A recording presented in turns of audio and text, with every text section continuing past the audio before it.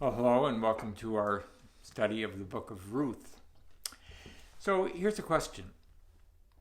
How do you make the decisions that you are made to make in your life? We all make many decisions. Some of them are insignificant, but there are many important decisions that we make. Decisions about where we're going to study, are we going to get married or not, where we live, where we work, and so on. So how do you make those decisions? Are they decisions made mostly on the basis of knowledge and common sense?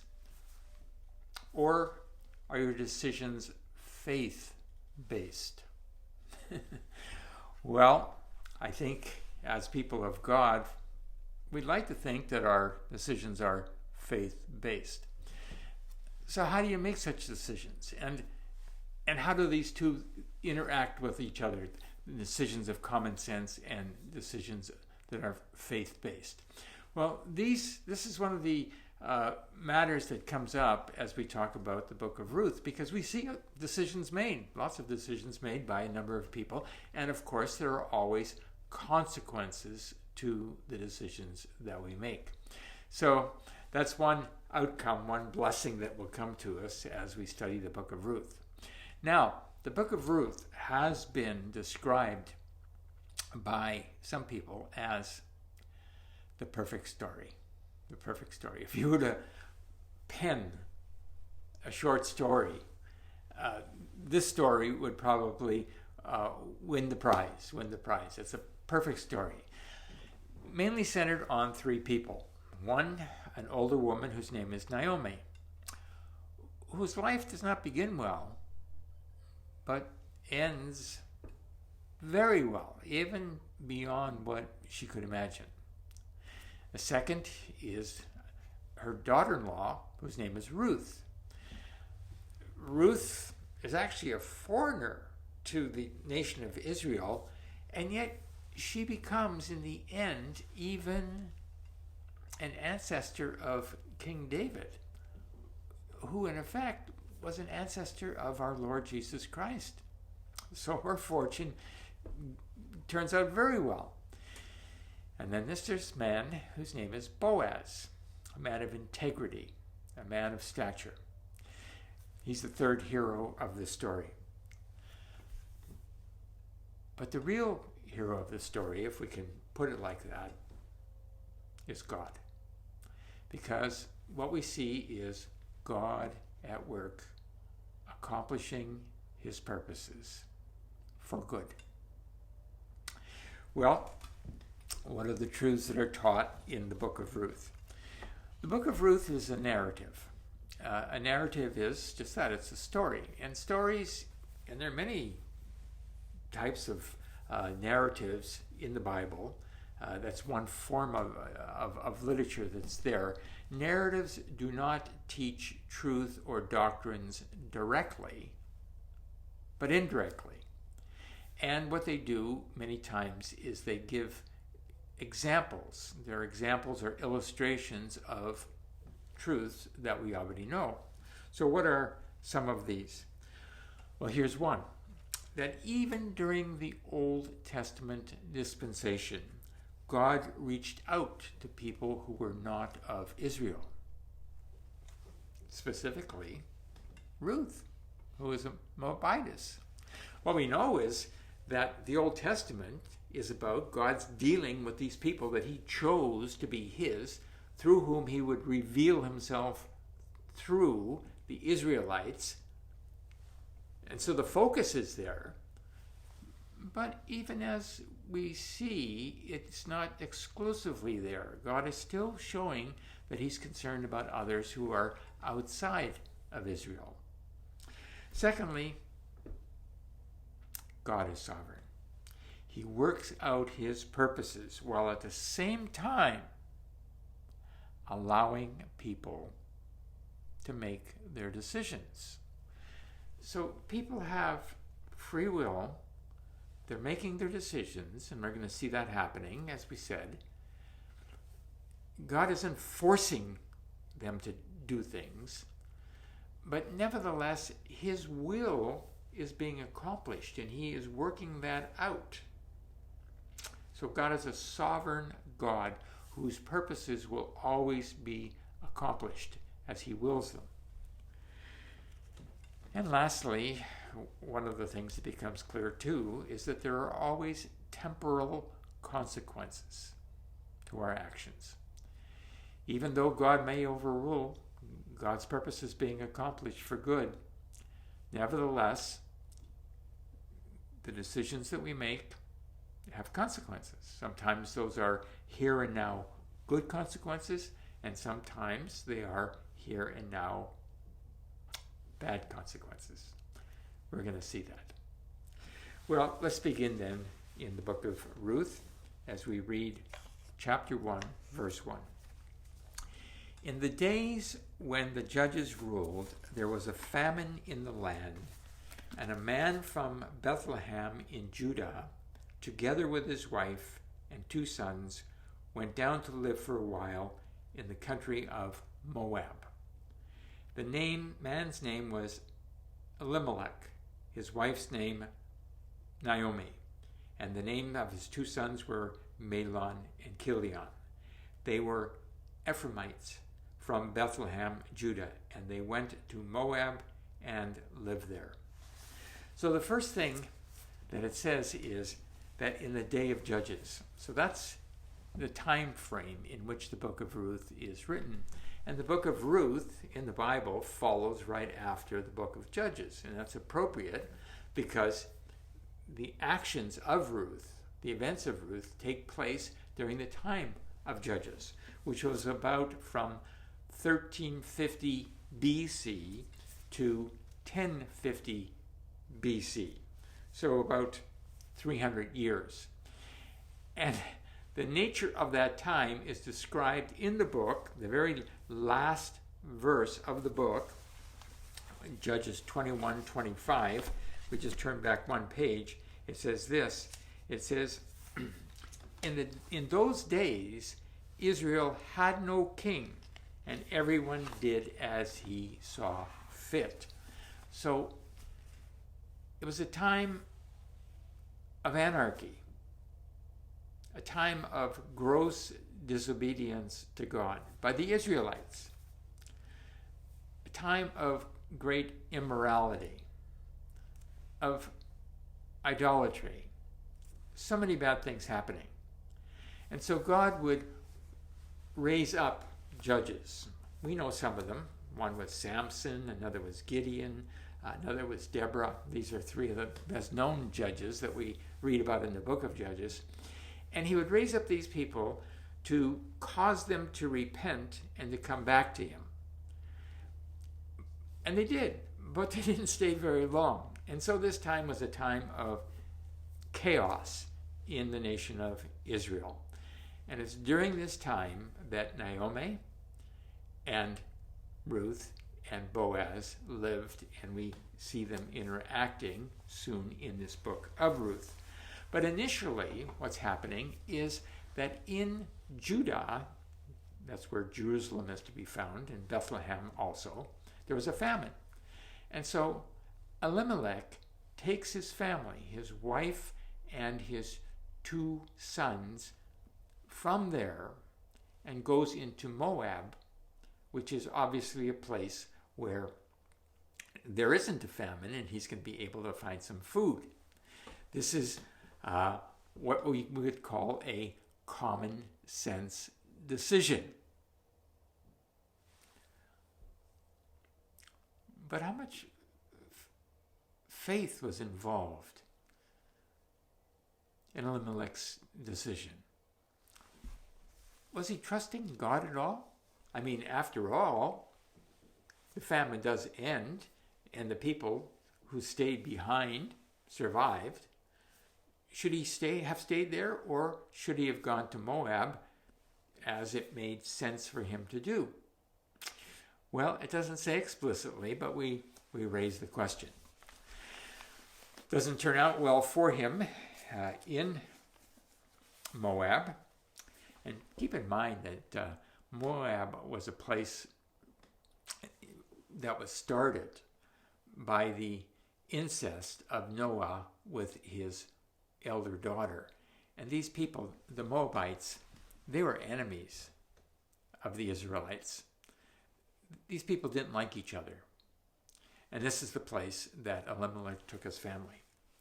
Verse 3. Now Elimelech, Naomi's husband, died, and she was left with her 2 sons. They married 2 Moabite women, one named Orpah and the other Ruth. After they had lived there about 10 years, both Mahlon and Chilion also died, and Naomi was left with her 2 sons and without her 2 sons and her husband. So the sons marry, but the husband dies. Naomi's husband dies, and then her 2 sons die. So what we have here is Naomi with her 2 daughters-in-law.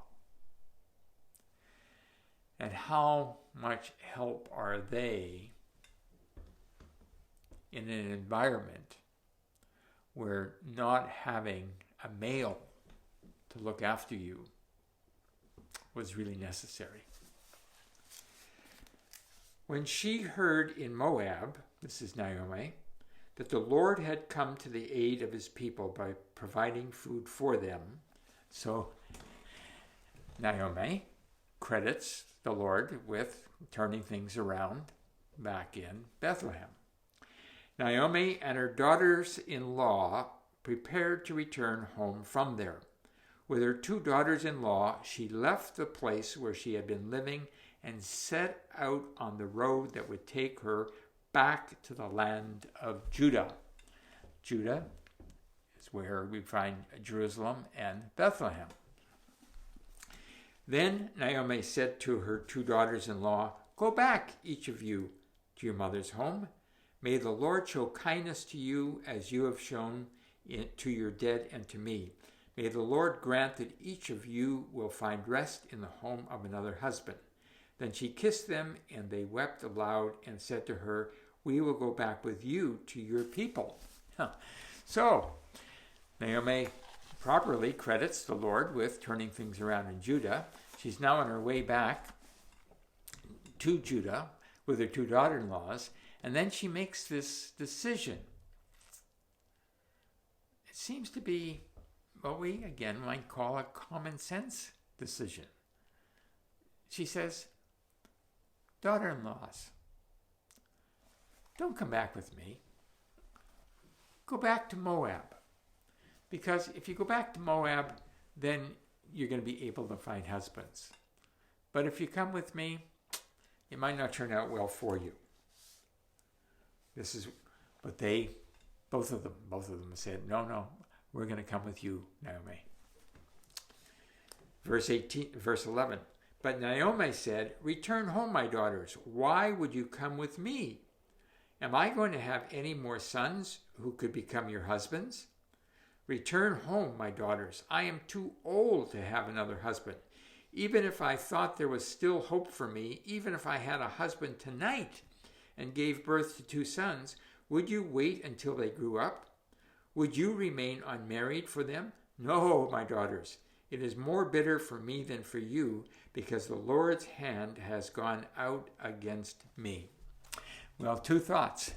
First of all, Naomi is saying, look, I can't be of any help to you. Even if I had 2 sons today, by the time they were marriage age, you wouldn't want to marry them. Okay, you'd be too old for them.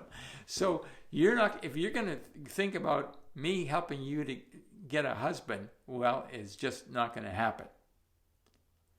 The second thing she says is, the Lord's hand has gone out against me. So she thinks that this suffering that she's experiencing, that somehow the Lord is behind it. Does she think that the Lord is directly bringing it? Or does she think that the Lord is allowing it? Doesn't say. But in any case, she's willing to recognize that this is God's world, and God does bring things, and God does allow things for his purposes. So credit her for that. Verse 14. At this they wept again. Then Orpah kissed her mother-in-law goodbye, but Ruth clung to her. Orpah has made her decision. She's listening to this common sense idea from her mother-in-law and says, yeah, you know what? You're probably speaking the truth. I'm going to go back to my people, find myself a husband. Verse 15. Look, said Naomi, your sister-in-law is going back to her people and her gods. Go back with her. Okay, Ruth, now it's your turn to say that you're going back. But Ruth replied, now listen to this. Don't urge me to leave you or to go back with you. Where you go, I will go, and where you stay, I will stay. Your people will be my people, and your God, my God. Where you die, I will die, and there I will be buried. May the Lord deal with me, be it ever so severely, if anything but death separates you and me. When Naomi realized that Ruth was determined to go with her, she stopped urging her. Well, I would say that Ruth is making quite a commitment. I'm going to go to your country. I'm going to go with you. And your people are going to be my people. And your God is going to be my God. Wow. Not going to be easy for her there in this land of Israel. She's a Moabitess. The culture is going to be different. They might not be willing to accept her. Is she going to find a husband there? I'd call this a faith-based decision. She's obviously knows something about the Lord. She's lived with Naomi for a while. Maybe she learned from Naomi. Don't know, doesn't say. But she is making this commitment, this strong, strong commitment to go back with her mother-in-law to Bethlehem. Verse 19. So the two women went on until they came to Bethlehem. When they arrived in Bethlehem, the whole town was stirred because of them. And the women exclaimed, "Can this be Naomi?" "Don't call me Naomi," she told them. Naomi means pleasant. That's what the name Naomi means. "Call me Mara." The word Mara means bitter, because the Almighty has made my life very bitter. I went away full, but the Lord has brought me back empty. Why call me Naomi? The Lord has afflicted me. The Almighty has brought misfortune upon me. Well, I don't know what's happening here exactly, whether just a little bit of self-pity in Naomi. She certainly thinks that the Lord is involved in her life. Again, is she thinking that the Lord has brought these things directly upon her? Sounds like it. Or does she believe that the God has allowed these things to happen to her? In any case, she obviously believes in the sovereignty of God, that God is about his business. And for that, again, we need to give Naomi high marks. The chapter ends with this verse 22.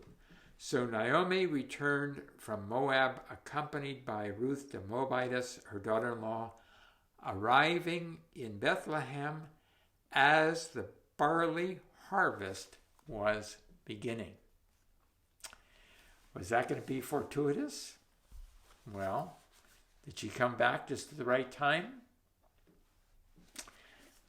Did God have a hand in arranging that? Doesn't say so, but God is sovereign. He's in control. Chapter 2.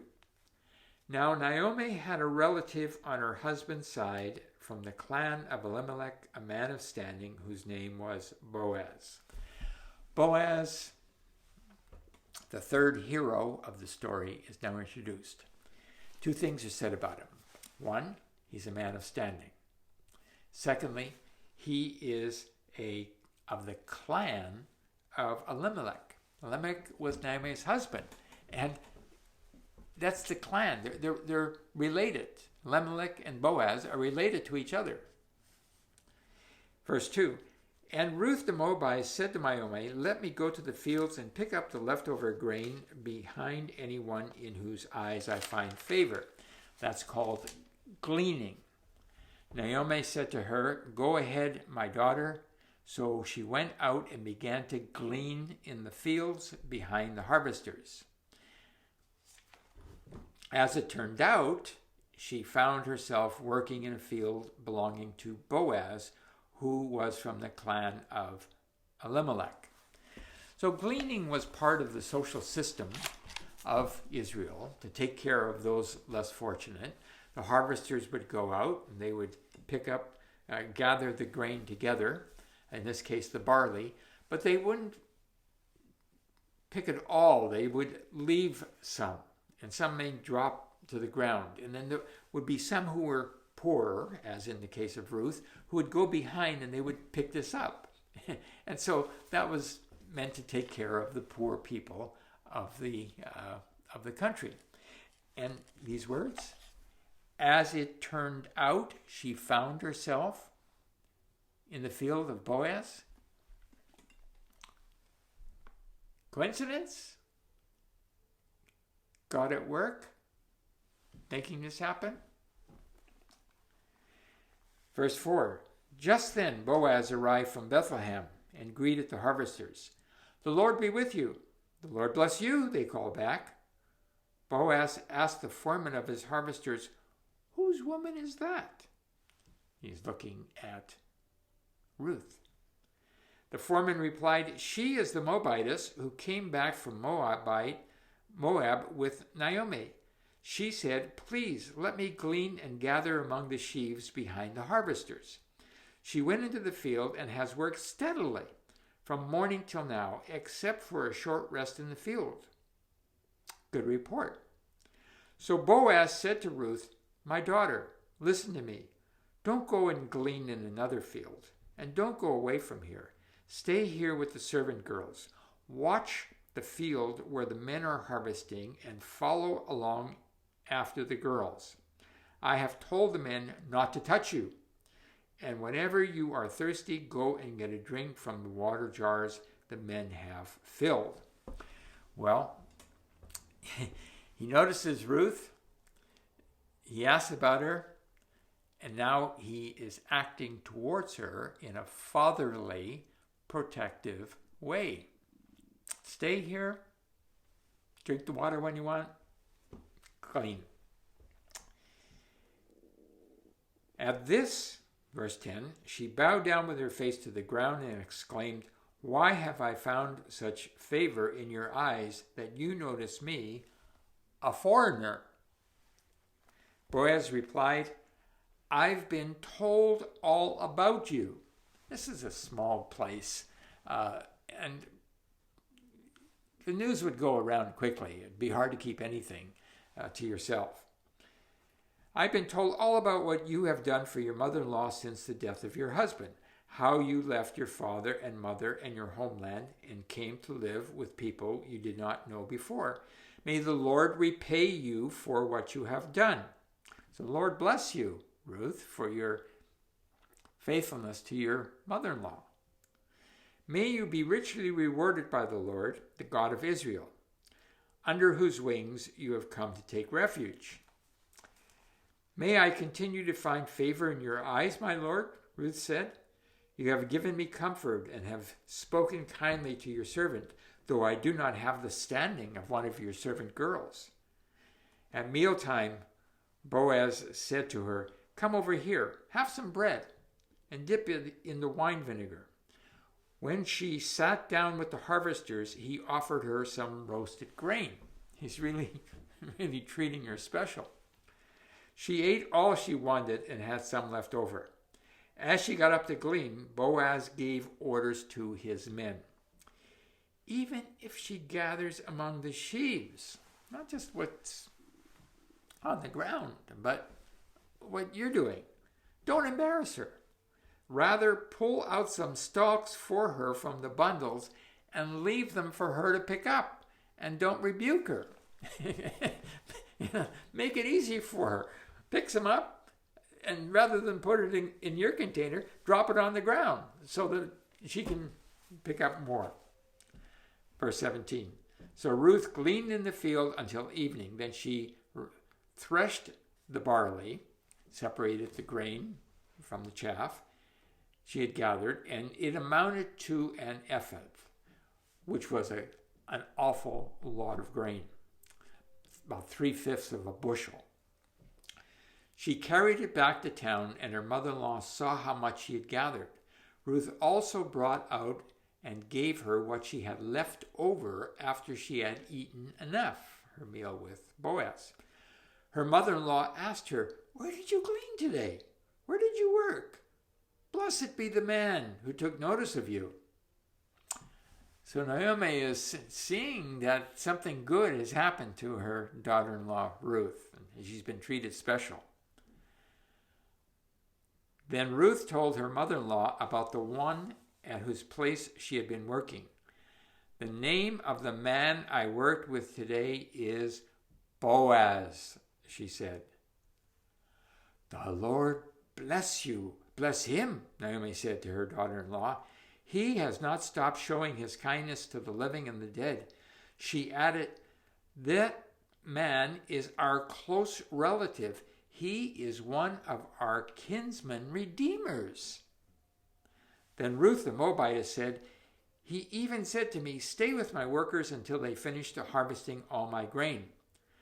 Naomi said to Ruth, her daughter-in-law, "It will be good for you, my daughter, to go with his girls, because in someone else's field you might be harmed." So Ruth stayed close to the servant girls of Boaz to glean until the barley and wheat harvests were finished. 2 months for the barley, 2 months for the wheat. And she lived with her mother-in-law. Kinsman Redeemer. That is an important expression. Boaz is their kinsman redeemer. What does that mean? Well, a kinsman redeemer was one of the important, influential people in a clan whose responsibility it was to look after those who were more vulnerable in the clan. So they were, for example, to avenge the killing of relative. That would be the responsibility of the kinsman redeemer. To redeem a relative who had been sold into slavery for debts. That happened. People were sold into slavery if they couldn't pay off their debts. So the kinsman redeemer, the person in the clan with influence and with more money, his responsibility, one of his responsibility, would be to pay the money so that person could be bought out of slavery. What else did he do? To redeem land that a poor relative had sold outside the family. Land was important. You wanted to keep the land within the clan, within the family, the extended family. Sometimes somebody might have to sell land because they didn't have the money. Well, it was the responsibility of the redeemer, the kinsman redeemer, to buy that land back. And one more, very important, to provide an heir for a brother who had died. And that's what's going to happen here, because there was no heir in this family. Amalek had 2 sons, and they both had died. Well, do you smell romance in the air? Boaz, Ruth. We're going to read about it next time we're together. We're going to see how good it gets. And it did get very good. Even to the point where they had an issue, a child, a boy, who turned out to have a very significant place in the ancestry of our Lord Jesus Christ. A couple of takeaways. One is this. We've been talking about two things, decision-making and the sovereignty of God, a lot. There were some common sense decisions that were made in this first part. Common sense decision, it would seem, would be Amalek's decision to leave Bethlehem and to go to Moab because there was a famine in the land. That's an example of it. We see an example of a faith-based decision. Ruth, where she thrusts herself on God. She sets aside everything that she was a part of before in Moab, and now she is trusting in God, and it seems like in God alone that He is going to take care of her. He's going to be my God. Well, it's the same with us. As we make decisions in life, we have opportunities to use our common sense, and we should. And there are other things that we might make use of when we're making decisions. We might want to explore all possibilities. That's a good action step when you're making decisions. This is to explore what's going to happen if we make this decision. But there's also the issue of faith, trusting in God to help us to go in the right way. Because all decisions have consequences. And sometimes those consequences are good, and sometimes they're not good. And we've all made decisions that have had consequences in both directions. What are ways in going about making faith-based decisions? Well, I can think at least of two elements. One is prayer. Praying before God and really wanting His will to be done in the matter. God, you know where I'm at, you know what I'm thinking, you know what I would like to do, but really I want your will to be done. And then not hurrying into the decision, giving God some time to reveal to us what we should do. Secondly, we've been talking about the sovereignty of God. And somebody has written this. I'll just read it to you. The sovereignty of God appears where we least expect it, like in the field where Ruth chose to glean. Did Ruth just happen to glean in the field where Boaz was the owner? Life-changing events occur in what we consider as the least important circumstances of life. The mundane. We need to be God's people all the time, even in life's seemingly insignificant areas. So God is working.